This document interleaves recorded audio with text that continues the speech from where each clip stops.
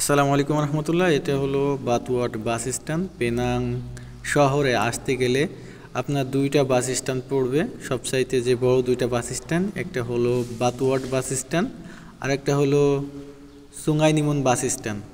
তো এখন বর্তমানে আছি আমি বাতুয়াট বাস স্ট্যান্ডে। এই যে দেখতে পাচ্ছেন এই যে স্ক্রিনটা, এই স্ক্রিনটাতে এখানে দূরপাল্লার বাস ও এখানে লোকাল যে বাসগুলো চলে সেটার টাইম লিস্ট, এখানে কোন সময় গাড়িটি ছাড়বে, কোন প্ল্যাটফর্ম থেকে ছেড়ে যাবে সেটি এখানে ঠিক যেমন এয়ারপোর্টে থাকে সেটাও একেবারে সেম সিস্টেমে এই বাতুয়াট বাস স্ট্যান্ডে।